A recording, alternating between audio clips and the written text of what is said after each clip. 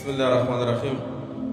Урматтуу агалар, инелер, байкелер, барыңыздарга Алланын рахматы, райымы, меремети тынчтык болсун.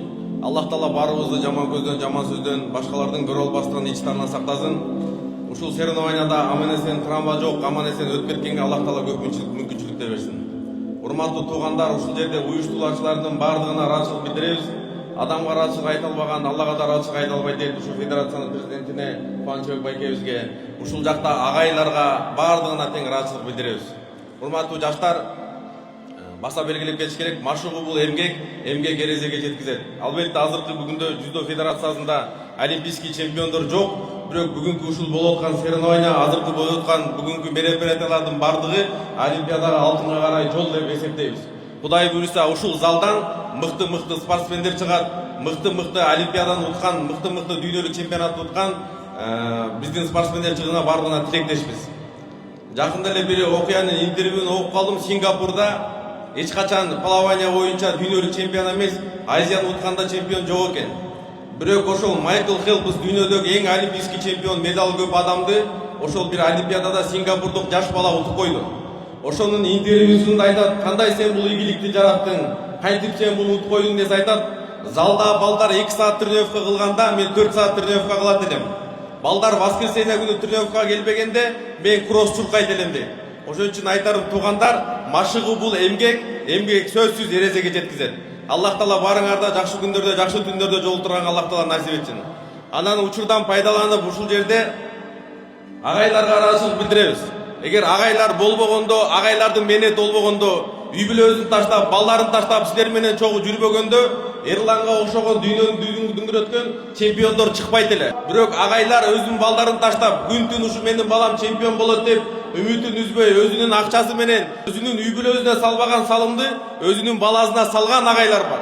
Ошол агайларга ыраазычылык билдиребиз. Эч нерседен кем болбосоңуздар, Кудай буйруса тарыхты таң калтыра турган мыкты спортсмен балдарды чыгарып турган сиздерге чоң рахмат.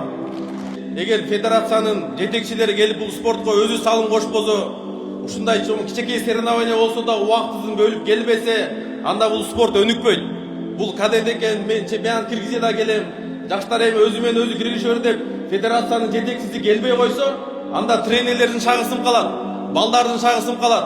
Ошон үчүн ушу федерацияга ыраазычылык билдирип, Кудай буйруса сиздин убагыңызда, сиздин ушундай жетектеп турганда олимпийский чемпиондор чыгып тарыхта калганга биз сизге чоң тилектешпиз. Анан кан федерацияга жаңы келген катары сизге белегим бар эле, ушуну тапшырып коеюн. Кыргыздарда билесиздер, мына башчыларга ушундай камчы неме тапшырган.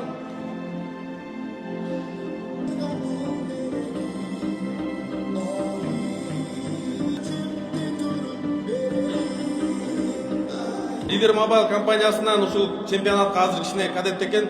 Кудай буйруса ушул жерден ар бир тренерге, бул жакта эми балдарга медалдар бар экен, ар бир чемпиондун балдарына, тренердин уткандарына ар бирине бирден телефон ыйгарууну туура көрдүк иншалла. Дагы бир нерсе айтып кое турган, ушу жүздөнүн тарыхында ушундай өзүнүн эмгеги менен азиатский игрде ушу Кыргызстандын желегин желбираткен Эрланга бир кол чабып коёк, бир белегим бар эле, бир убакыт болбой жүрдү эле, умрадан да жолуп калганбыз, эми ушул күнгө насип эткен экен. Эрлан, Кудай буйруса, барыңар Эрландан ашкан мыкты дагы олимпийский чемпион болду. Азыр ушу жүздодо көп нишча бар. Пока тарыхты таң алдыра элек, Кудай буйруса силерсиңер. Эрландан дагы ашып олимпийский чемпион боло турган ушу инсандар ушул жерде отурат. Бирок ушу силерге жол ачып берген, силерге мотивация берген Эрланга бир кыргыз элинин атынан бир ыраазычылык билдирип коюп, өзүнүн таласта жакшы бир баккан жылкым бар эле, ал жылкыны бияка алып келе албайбыз. Ошол жылкыны насип этсе, ушул как жүздаисттерге бир мотивация болсун деп Эрланга бир тапшырып коюп, кандай дейт, Кудай буйруса. Эми жылкыны залга алып келиш мүмкүн эмес, анан үйүңө иншалла Кудай буйруса жеткизип беребиз иншалла.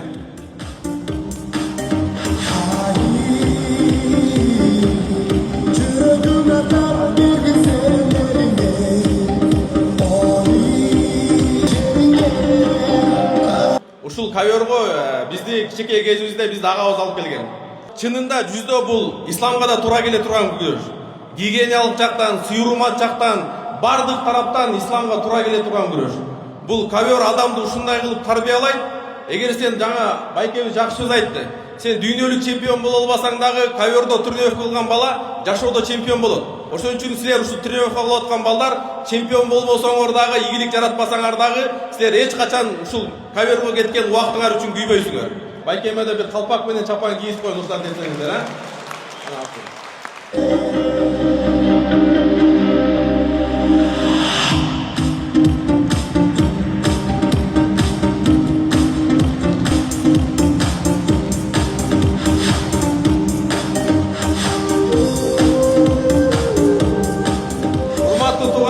Күчтүүлөр утсун, Кудай буйрса.